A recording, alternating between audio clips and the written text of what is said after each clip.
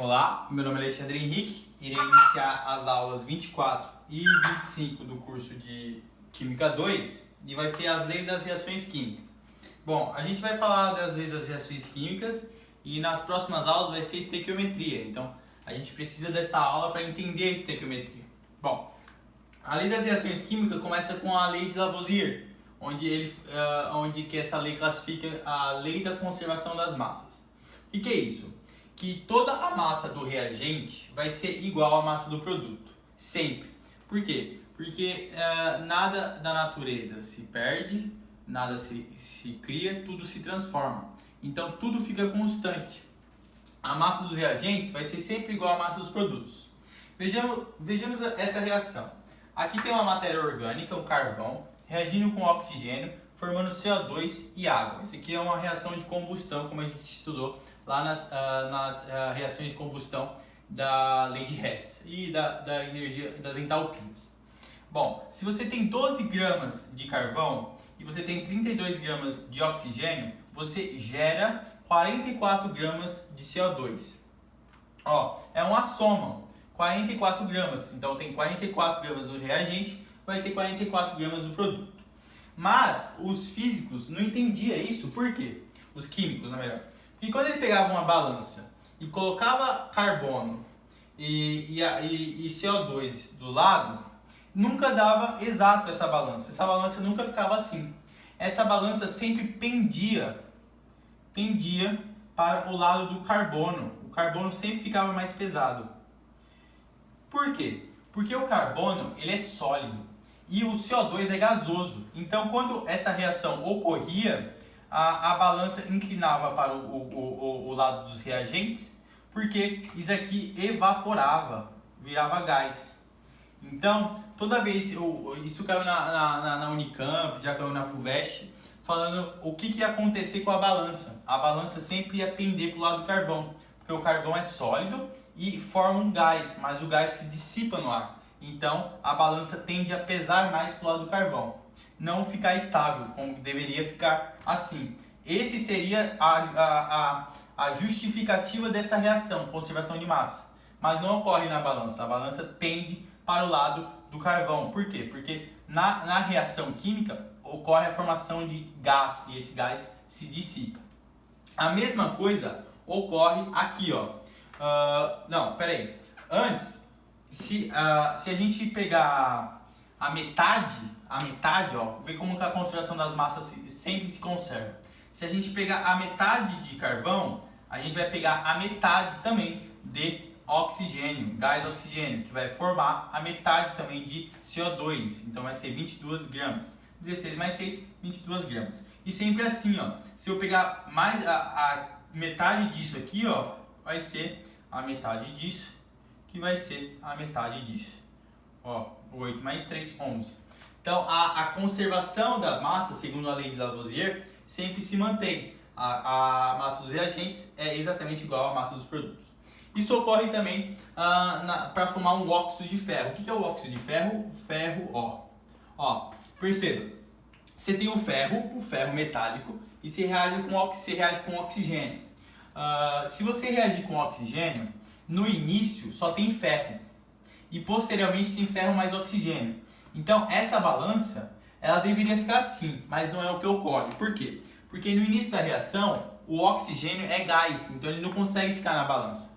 Então, quando ocorre o processo, essa balança, de vez de ficar reta, ela fica assim, Por quê? Porque aqui está o óxido de ferro, que é mais pesado do que os reagentes. Aqui vai ter o ferro, só ferro. Então aqui tem 56 gramas e aqui tem 72 gramas. Mas não é porque tem uma diferença nos reagentes dos produtos, não. É porque o oxigênio ele é gasoso, então ele não tem como ser pesado, ele está dissipado no ar. Então quando isso ocorre, gera os produtos é mais pesado, porque nos reagentes não deu para pesar o gás oxigênio, porque o oxigênio é um gás, ele está no ar. Então quando ele reage, ele forma o óxido de ferro, mas o óxido de ferro é mais pesado. Isso não questiona a lei da conservação de massa. Se conserva a lei da conservação de massa. Por quê? Porque a massa dos reagentes transforma em produto. Ok? Então a balança tende cair para os produtos. Por quê? Porque forma o óxido de ferro, que é mais pesado do que os reagentes. Ou melhor, é mesmo o peso dos reagentes, mas quando você vai para a balança, você só consegue pesar o ferro e não o oxigênio, porque o oxigênio é um gás. Isso aqui é um gás oxigênio, ok? Então a balança tende a pender mais para o óxido de ferro. Se você dividir isso aqui, ó, se você duplicar isso aqui, 112, você vai ter que duplicar também isso aqui, vai dar o duplicado isso aqui, ó, 144 gramas.